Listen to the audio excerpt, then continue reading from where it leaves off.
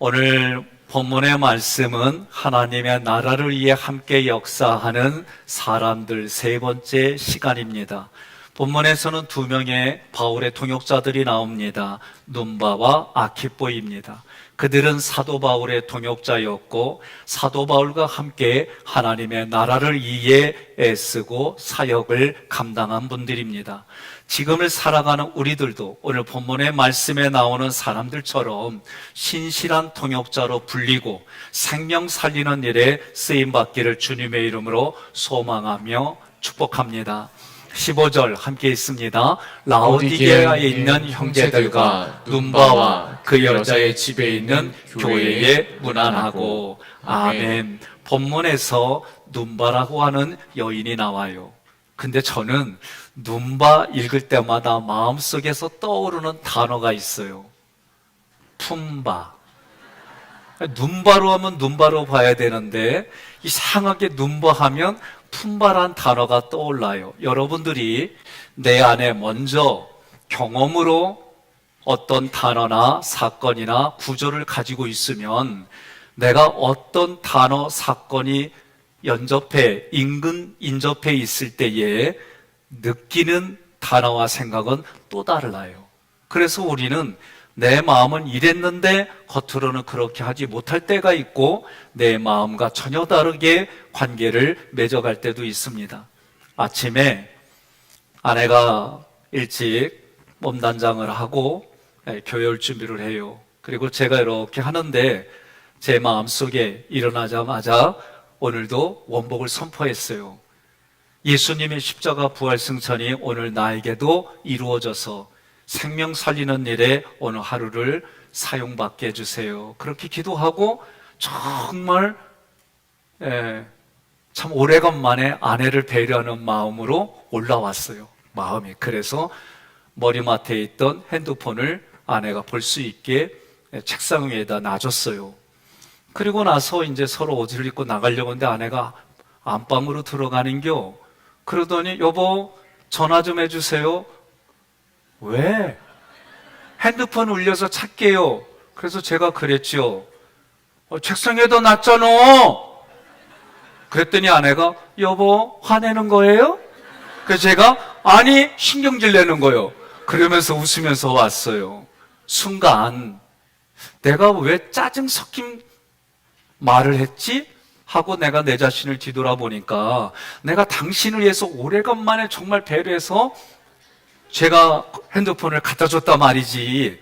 근데 그거 안 알아줬다고 나도 모르게 자동적으로 짜증을 낸겨. 그때 짜증이 올라올 때 빨리 긁어내고 누님 여기다 대령했습니다. 그러면 되는데 안 그래요?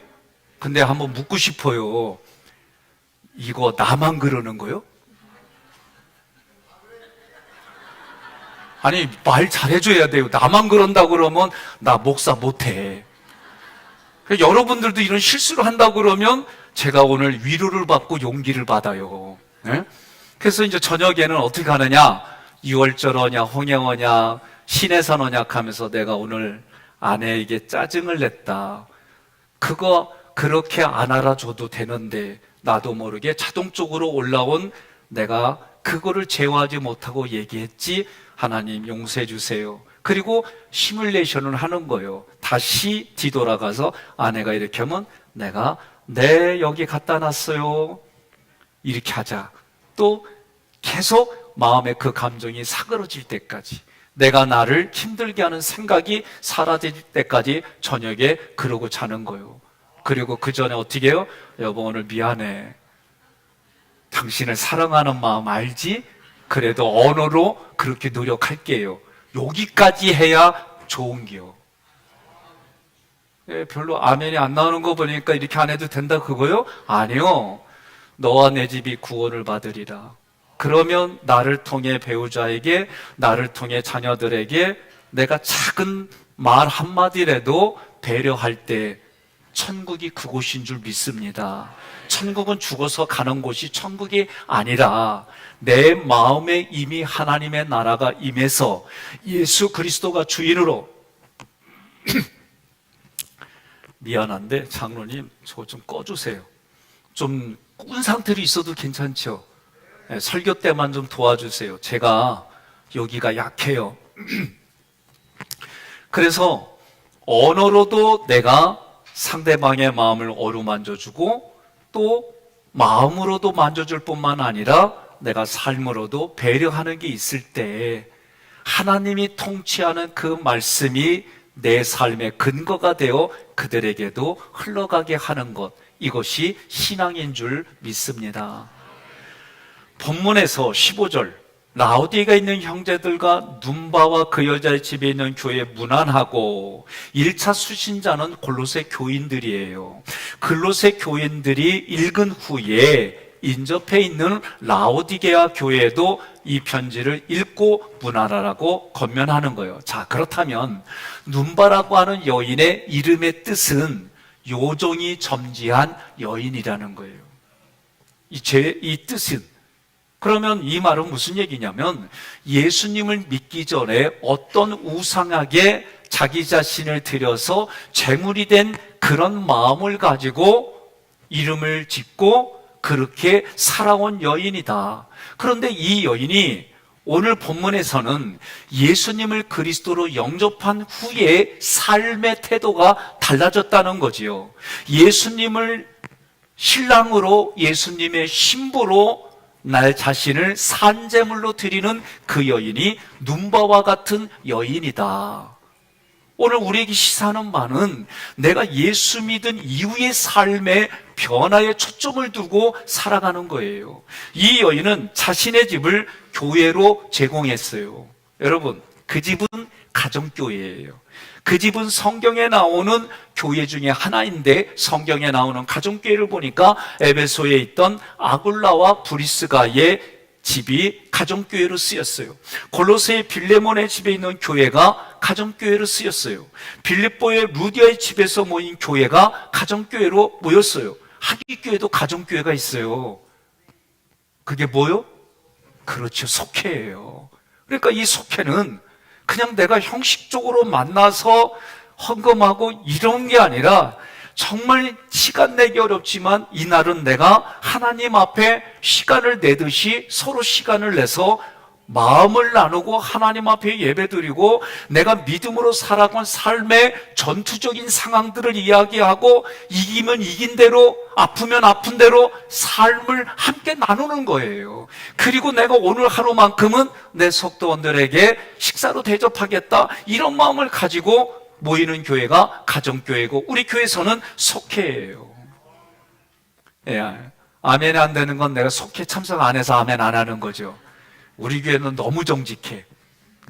여러분, 교회와 나는 예수 그리스도의 신부다. 성경이 그렇게 말해요. 교회, 나도 교회예요. 오늘 이렇게 모이는 교회는 하나님 앞에 예배드리고 오늘 말씀을 통해 내가 삶의 결단을 해서 너와 내 집, 내 집에 삼일째 하나님 앞에 내가 만나는 사람들에게 나를 통해 복음이 흘러가는 유통의 복된 자로 살아가는 거예요. 신부는 신랑이신 예수님 앞에 순전함을 지키는 거예요. 여인 눈바를 보며 우리는 깨달아야 합니다. 세상 우상에게 사로잡혀서 영원히 지옥에 갈 운명에서 건져주셨음에 감사하는 거예요. 신랑의 왕권을 함께 누리는 거예요. 하나님의 은혜를 기억하고 감사하십시다. 이게 내가 해야 될 모습인 거예요. 그러니 여러분과 제가 예수 믿었어요. 예수 믿기 이전과 이후의 삶이 달라지는 거예요. 결혼하기 전과 결혼한 이후의 삶이 달라지는 거예요. 결혼 전에 총각 처녀로 살았는데 결혼 후에도 총각 처녀로 산다? 그 문제 생겨요. 결혼 후에는 유부남으로, 유부녀로 사는 거예요. 아, 근데 어째 반응이 그리워? 응? 아니, 내가 결혼한 게 떳떳하지 않아요? 내가 결혼했으면 내 아내다, 내 남편이다, 예, 우리 상대 쪽에 우리 사돈이다, 자신있게 얘기를 해야죠. 예? 얼마 전에 어느 책을 이렇게 읽다가 내 아버지는 노동자다. 자기는 학교 다닐 때 노동자인 아버지, 자기 부모의 직업난을 쓸 때에 너무 힘들었다는 거예요. 그런데도 그 아버지가 매일 출근해서 노동일을 해서 자기를 키웠는데 그 여인이 현재 아나운서가 돼서 자기 자신을 그렇게 얘기를 한 거예요. 그리고 댓글을 보니까 무수히 많은 댓글들이 격려하고 칭찬하는 거예요. 오늘 여러분 우리 주변의 분들에게 지지하고 칭찬하고 격려하고, 나는 아멘 할 때까지 하는 목사예요. 다시 칭지격동합시다. 네? 칭찬하고 지지하고 격동하고 동의해주고, 그래서 내 마음에서부터 하나님의 은혜를 기억하고 감사하게 하는 생활을 누가 만들어가는 거예요? 내가 만들어가는 거예요. 여인 눈바는 하나님의 나라를 위해서 바울과 함께 신실한 동역의 삶을 살았어요. 16절, 이 편지를 너희에게서 읽은 후에 라오디게아인의 교회에서도 읽게 하고 또 라오디게아로부터 오는 편지를 너희도 읽으라. 아멘. 라오디아 교회는 어떤 교회일까? 그러면 라오디아 교회라는 이 단어를 보니까 합성어예요. 라오스 백성이라는 뜻의 단어와 디케, 정의, 공이라는 단어가 합해져서 라오디게아 이런 합성어가 된 거예요. 그러면 해석하면 이런 거예요. 백성들이 결정하는 것이 곧 정의이다. 백성들이 결정하는 게 곧 정의이다. 여러분, 이 말을 오늘날 민주주의가, 근데 민주주의만 그래요? 안 그래요. 많은 사람들이 대다수의 의견을 중심으로, 사람 중심으로, 인간, 사람 중심으로 모든 걸 해결하려고 그래요. 그러면 그 모인 사람이 나쁜 쪽으로 대다수가 의결해도 그렇게 따라가야 된다는 모순이 생겨요. 오늘 우리가 생각해야 됩니다. 교회는 어떤 곳일까? 많은 분들이, 저는 우리 장로님들한테 처음 오면서부터 권면했던 게 뭐냐? 내가 살아가는 삶의 기준으로 교회의 행정을 꾸려가지 마라. 하나님이 말씀하신 말씀을 근거로 그 스피릿과 정신을 가지고 표현하고 그것을 행정해 나가는 교회가 돼야 된다. 그렇지 않으면 교회가 어떤 교회가 되느냐? 인본주의 교회로 바꿔져서 점점 생각지도 못했던 일들이 일어나게 돼 있어요. 여러분, 오늘날 진보에 속한 사람들이 상당히 진보적인 거라고 외치는 것 중에 하나가 동성애예요. 여러분, 성경은 단호하게 얘기를 해요. 단순하게. 동성애는 죄악이다. 하나님이 가장 안 좋게 보시는 것 중에 하나가, 그리고 역사를 보더라도 이 동성애는 성적 타락의 마지막에 장식을 다했어요. 그러나 우리도 하나님 앞에 죄인이었고 원수된 짓을 하는 우리에게 하나님이 먼저 찾아와 주셔서 하나님의 자녀 삼아 주시고 하나님의 얼굴로 세워주시기까지 하나님이 일하셨는데, 오늘 우리도 그것은 하나님 앞에 죄이지만 그 죄인에게 복음이 필요하다는 생각, 성경의 신앙관을 갖는 것은 우리의 자세이고 모습이에요.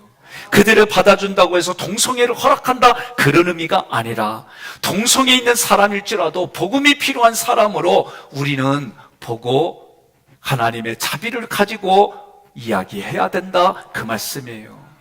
라오디아 교회에서 읽게 하라 그랬어요. 왜냐하면 골로새 교회나 라오디아 교회가 복음을 접하면 지금 이단 문제 때문에 어려워하는데 이단 문제가 복음 앞에 해결된다라고 가르쳐주는 거예요. 저는 언제부턴가 우리 교회 교인들에게 이런 말 했어요. 우리 교회 새가족이 오면 제가 꼭 얘기를 해요. 우리 교회 주변에 이단들이 많습니다. 이단들이 있어요. 그런데 우리 교회는 일단이요. 그래, 일단의 뜻은 뭐냐면 정통교회라는 뜻이에요. 행복하고 건강하고 하나님의 말씀을 통해 우리 삶에 열매를 맺게 해주는 그런 교회다. 그런데 제가 이렇게 얘기를 하고 났더니 어떤 분이, 목사님, 자전거 타고 자가용을 타면 1단에서 2단으로 흘러가는디? 그래서 제가 아이고, 또 이런 대꾸가 있을 수 있겠구나. 제가 이렇게 한번 얘기를 했어요. 알아야 면장을 하지. 그랬더니 앞에 있던 분이 모르는 게 약인디. 그러니까 모든 우리의 생각과 문장과 상황 속에는 얼마든지 역학관계 이야기들이 있다는 거죠. 그렇기 때문에 하나님의 말씀을 하나님의 의도대로 전하고 그 의도대로 말씀을 내 삶의 기준으로 삼고 배우자에게, 자녀들에게, 부모에게, 내가 만나는 이들에게 그 말씀이 흘러가는 은혜의 통로가 되기를 소망합니다. 라오디아 교회에 보낸 편지도 골로새 교회에서도 읽으라고 그랬어요. 왜냐하면 주님을 따르지 않고 세속의 가치를 따르기 때문에 그래요. 예수 그리스도만이 내 삶의 주인이십니다. 예수님이 그리스도로 걸어가신 십자가의 길만이 하나님이 인정하시는 정의입니다. 우리는 그분의 뜻을 따라 세워지는 지체의 교회로, 지체로 서로 함께 예수님을 머리로 섬기는 하객교회에서 신앙생활하는 거예요. 그러나 여러분들이 예배 마치고 가정으로, 회사로, 사회로 돌아가면 흩어지는 교회로 나를 통해 삼위일체 하나님이 증거되어지고 나를 통해 살만 나는 세상을 만들어가고 이런 인생이 되기를 주님의 이름으로 축복합니다. 바울이 골로새 교회에 보내는 편지는 골로새 교인들이 모인 자리에서 교회의 대표자에 의해 낭독되어졌어요. 골로새 교회에서가 이 골로새서를 읽은 후에는 라오디아 교회에서도 읽혀지게 했어요. 당시에 골로새 교회와 라오디아 교회는 비슷한 지역, 비슷한 시기에 설립되었습니다. 교회가 직면한 문제도 비슷했습니다. 그래서 서로에게 주어진 이 편지를 읽게 함으로 그 지역의 모든 성도가 위로가 되는 거예요. 저는 아내하고 목회를 하면서 의견을 부딪혀 준 게 하나가 있어요. 그게 뭐냐면 좀 감춰져야 신비로운 게 아니냐라는 의견과 세상에서 함께 살면서 서로가 보면 다 아는데 굳이 그것을 미화하고 감출 이유가 있느냐, 실수하면 실수한 대로, 도전하면 도전하는 대로 그 말씀을 가지고 부대끼면서 그 방향을 향해 가면 가는 대로 나는 이게 내 목회의 신념이다. 한 걸음 먼저 갈 뿐이지 잘나서 어떤 특별한 자격이 있어 하는 게 아니라 우리 성도들보다 한 걸음 먼저 가서 그렇게 애쓰고 그렇게 노력하려고 하고 때로는 저도 쉽게 무너지고 때로는 저도 내 마음 안에서 부대끼는 일들이 너무나도 많아요. 다만 그런 일들을 통해 하나님이 여기까지 도와주시고 남은 인생에도 도와주실 줄 믿는 믿음으로 걸어가는 거다. 이러한 것들을 서로 공유하고 함께 살아가는 게 중요하지. 그래서 성경은 서로 함께 그래서 살아가는 거예요. 옆 사람한테 이렇게 인사합시다. 나보고 살아와 그러세요. 네? 오늘 오후 2시에 우리 인천 지방의 모든 교회의 대표자들이 모여서 우리 교회에서 회의를 해요. 이것 때문에 점심을 준비를 못했어요. 그러면 오늘 말씀을 딱 감을 잡고 옆에 분한테 인사하세요. 내가 걸어다니는 식권이다 그러세요. 네. 내가 오늘 당신에게, 당신 가정에 내가 한번 쏠게. 참 이렇게 하면 인색해. 점심 한 끼에 옆에 분한테 다시 그러세요. 내가 식권 잘 돌릴게. 네? 오늘은 그런 날이요. 네? 오늘은 서로 그렇게 살아가시자고요.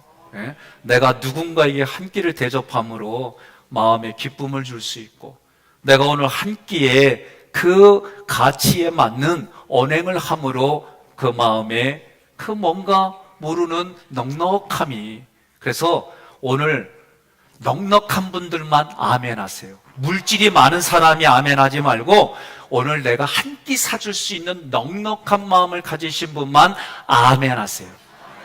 감사합니다. 그래도 이렇게 억지로 다니는 게 어디요? 응?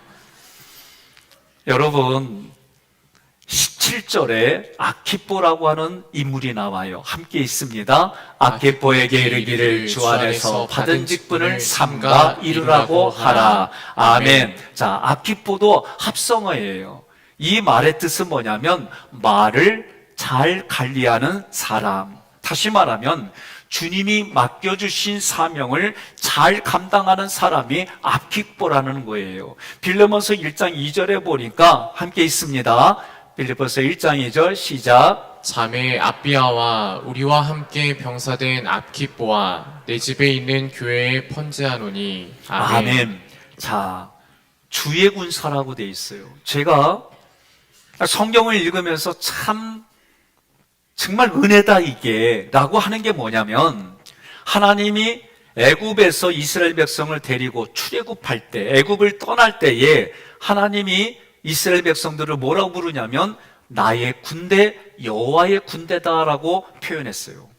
신약에 와서는 예수님을 통해 너희는 왕같은 제사장이다라고 가르쳐줬어요. 왕같은 제사장이라는 얘기는 구약으로 말하면 대제사장이에요. 그러면 그 얘기를 할 때에 자격을 갖추고 훈련되어진 군사냐? 아니요.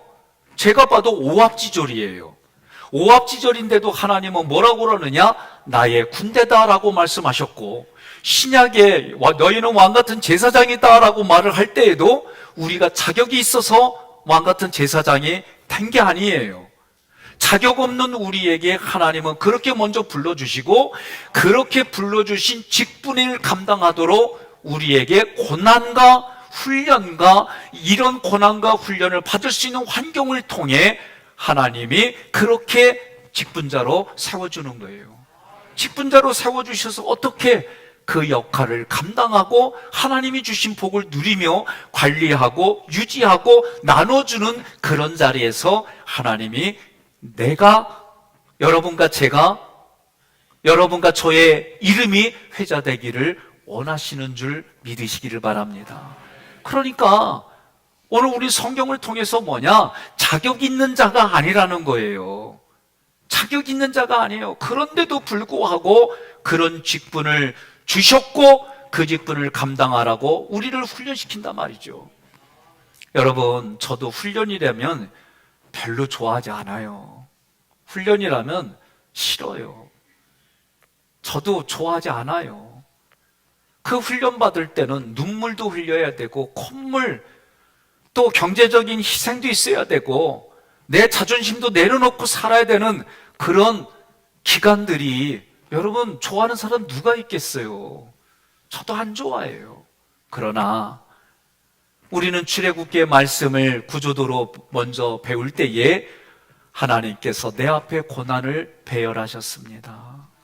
이 고백이 제 마음에 들어오기까지는 저도 500년 걸렸어. 그러니까 이게 쉬운 게 아니에요. 하나님이 내 앞에 이 고난을 배열했다, 이거를 인정하기까지 아프고 고통스럽고 힘든 일들을 겪어가며 되는 거예요. 제가 물어볼게요. 애 하나 키울 때하고 애 둘 키울 때 같아요? 달라요? 뭐가 어떻게 달라요? 예, 둘을 키울 때 더 힘들다 이거지요. 그럼 물어봅시다. 힘든 만큼 인간이 성장되고 성숙되는 거 맞아요? 맞아요. 그러니까 한 명 난 분들은 오늘부터 빨리 둘 낳으려고 계획을 바꾸세요. 예? 자녀들을 키우는 게 쉽지는 않아요. 그지요? 그런데 쉽지 않은 게 평생토록 그래야 그런 집도 있어. 그런 집도 있어요. 그러나 어느 정도 크면 그 자녀들이 늙어가는 부모의 방패가 되고 전통의 하살이 되고 성경은 그렇게 말해요. 그러니 우리는 언젠가는 자녀들의 힘을 빌려서 사는 때가 와요. 요새 난 이미 얘기했어요. 힘으로 안 돼. 이제는 내가 친자 보면 애들이 힘으로 나를 제압해. 그거 해가지고 내가 뭘 망신당할 일 있어? 부모의 권위로 얘기를 하고, 난 솔직히 얘기해요. 힘으로 하면 나 니들한테 이제는 안 돼. 그러니까 니네가 나 보디가드가 돼야 되고 니네가 이제 나 이렇게 해줘야 돼. 저 대놓고 얘기해요. 나 부족하고 연약한 거 얘기하고, 그리고 니네가 이제 그거를 보완하고 보충하고 니네가 해야 돼. 얘기하는 거예요. 여러분 왜 대답이 없이요? 여러분 60, 70, 80, 90대까지 20대 힘을 가지고 살아요? 안 그려. 하나님 앞에 생각해 보자는 거예요, 이 말은. 내가 하나님 앞에 젊었을 때는 어떤 힘과 능력이 있어서 마음대로 했어요. 그러나 나이 들어가면서 깨달아지잖아요. 아이들 키워가면서 깨달아지잖아요. 인생을 겪어가면서 성경의 말씀이 진리라는 게 깨달아지잖아요. 그러니 여러분과 저는 오늘 주님이 나에게 주신 그것 말 관리 잘하는 악기포처럼 나에게 주신 것, 하나님의 은혜 가운데에 내 자신이 성장하고 성숙한 모습으로 배우자를 대하고 성숙한 부부가, 성장한 부부가 자녀들을 대하고 그러는 거예요. 저는 그렇게 믿어요. 근데 아키뽀에게 뭐라고 그러냐면 주 안에서 받은 직분을 삼가 이루라, 그렇게 말해요. 직분을 삼가 이루라는 말은 눈에 보일 정도로 자신의 사역으로 성도들을 말씀으로 기도로 돌보라는 뜻이에요. 왜? 지금 아키뽀는 전임자에 이어서 자기 자신이 지금 하나님 앞에 목회자로 받은 직분을 말하는 거예요. 그러니 목회자는 뭐예요? 하나님의 말씀을 하나님의 의도대로 바르게 해석해서 전달하면 여러분은 그 말씀을 듣고 내 삶에 그 말씀을 가지고 자기 자신을 쳐서 복종시키는 거예요. 제가 서두에 말씀드렸잖아요. 아내에게 좋은 마음을 가지고 아침에 이렇게 도와줘야지 하는 부분들 했는데 그거 안 알아준다고 좀 볼멘소리 했잖아요, 제가. 예? 생각해보니까, 아니, 사실만 얘기해도 되는데, 여보, 책상 위에 핸드폰이 있어요. 거기다 갖다 놨어요. 사실만 얘기해도 되는데, 이 사실은 보지 않고 내 생각과 감정에서 올라오는 대로 하니까, 아내의 마음이 현찮았을 거야, 아침에 올 때. 예? 아니, 내가 볼 때 그래요. 근데도 표시 안 내고 저를 해줘요. 그래서 역시 누님과 사는 혜택이 있구나. 응? 그리요, 감사해요. 예. 김명철 장로님, 아멘 크게 해줘서 고마워요.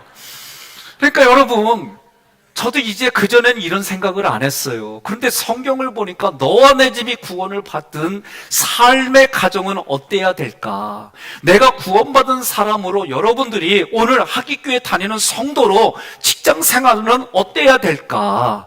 내가 내 자녀들에게는 어때야 될까? 이 고민들이 말씀 앞에 고민하면 내 마음은 바뀌어질 수밖에 없는 거예요. 그런데 대부분이 내 중심으로 하다 보니까 억울하고 짜증나고 대부분의 감정이 뭐요? 내가 살아온 인생에 내가 해주는 게 얼마인데 이런 것 때문에 이거 붙드니까 다시 원망과 불평이 나오는 거예요. 제가 우리 장로님들에게 고마운 게 뭐냐면 우리 교회의 출신의 황재전도사 교회 우리 교회 출신이요. 우리 교회에서 자라고 신학을 공부하고 있어요. 근데도 내가 가르쳤다고 해서 어이 이렇게 안 불러. 이렇게 안 불러. 뭐라 부르냐? 황전도사님 이렇게 부르더라고. 그럼 물어봅시다.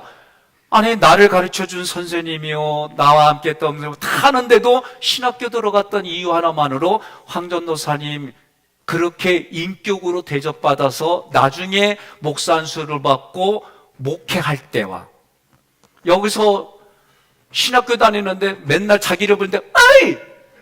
이리 와봐 이런 인격에서 배워가지고 목회할 때 내가 볼 때 이런 인격으로 배우면 목회도 여러분 볼 때 어이! 저희! 이럴 게 아마 내가 볼 때는. 그러나 우리 장로님들이 전도사님 하고 그 한마디에 인격으로 대우해 주니까 그분들의 목회도 저는 인격으로 대우받고 서로 주고받는 목회가 될 것이다. 오늘 우리들에게도 서로에게도 마찬가지예요. 내가 하나님으로 또 받은 은혜를 흘려보내는데 그 사람을 대접하고 배려해주지 않는 이상 지적하고 또 지적하면 이 말씀의 의도대로 흘러가지 않더라. 저는 여러분 종종 신방을 하고 이렇게 할 때 보면 가끔 이건 내가 서로 얼굴이 붉어지더라도 내가 지적을 해야 되겠다 할 때는 있어요. 그거는 더 큰 걸 위해서 얘기하는 거예요. 18절 함께 봉독합니다. 나 바울은 친필로 문안하노니 내가 매인 것을 생각하라. 은혜가 너희에게 있을지어다. 아멘. 바울은 말년에 개인적인 질병인지는 모르지만 대피를 했어요. 대필해서 서신서를 기록해서 로마서 16장 22절에도 이 편지를 기록하는 나 더디오 오도, 그러니까 기록하는 나가 아니에요. 기록하는 이름이 나 더디오도예요. 나 더디오도는 주 안에서 너희에게 문안하노라. 그러나 서신서의 마지막 인사는 손수 펜을 들어서 친필로 기록했어요. 고린도전서 16장 21절에 나 바울은 친필로 너희에게 문안하노니, 데살로니가후서 3장 17절에도 나 바울은 친필로 문안하노니 이는 편지마다 편지로서 이렇게 표시로서 쓰더라. 이렇게 한 이유가 뭐냐? 첫째, 손수 친필로 기록한다는 의미는 지금까지 대피를 했어도 이 기록은 나의 생각과 감정, 하나님이 주신 감동으로 쓰여진 기록이다. 나의 마음과 정성을 담아서 기록했다. 그리고 편지가 위조되는 것을 방지하려고 사인을 한 거예요. 바울은 늘 이렇게 말했어요. 내가 예수 그리스도에게 매여 있다. 내가 매여 있는 것은 예수 그리스도에게 매여 있다. 여러분, 오늘 24시간 하루를 생각할 때에, 뒤돌아볼 때에 잠자는 시간, 식사하는 시간, 만나서 서로 대화하는 이런 거 다 빼고 하나님과 나의 관계, 예수님과 나의 관계, 성령님과 나의 관계를 풀어가는 시간은 얼마나 될까? 여러분, 아무리 바빠도 배우자와 눈을 마주치며 서로 대화하는 일들이 얼마나 될까? 바쁘다고 말하는 세상 속에 잠시 시간을 내서 자녀들의 눈동자를 보며 대화하는 시간이 얼마나 될까? 여러분, 한번 저는 오늘 이 동역자들의 삶을 보면서 한 번쯤은 내가 이 말씀을 적용하는 내 자신과 가정과 내가 만나는 사람과